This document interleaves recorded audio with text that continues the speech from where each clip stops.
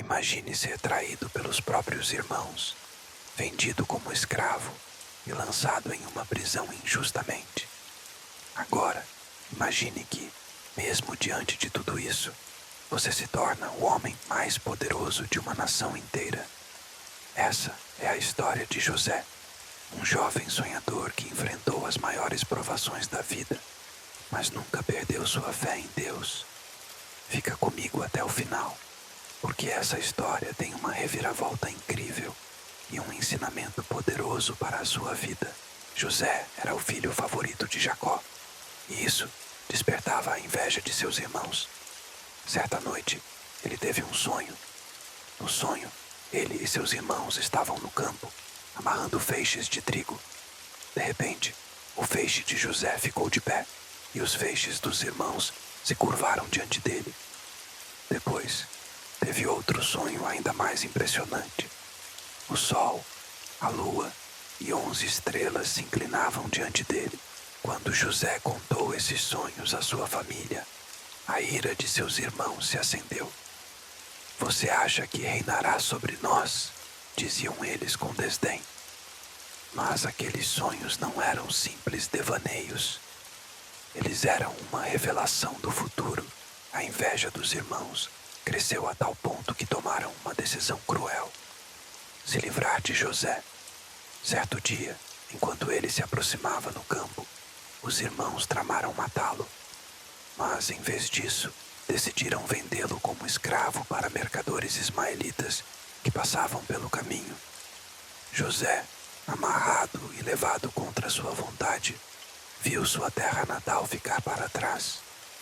Sua vida estava prestes a mudar completamente. Os mercadores venderam José no Egito para Potifar, um oficial de Faraó. Mas mesmo como escravo, José era diferente. Ele tinha algo que ninguém poderia tirar dele: a presença de Deus. Tudo o que ele fazia prosperava. Potifar percebeu isso e colocou José como responsável por toda a sua casa. Mas então veio a provação. A esposa de Potifar começou a assediá-lo dia após dia, tentando seduzi-lo. Mas José se recusava. "Como poderia eu cometer tamanha maldade contra Deus?" dizia ele. Um dia ela agarrou seu manto, mas ele fugiu.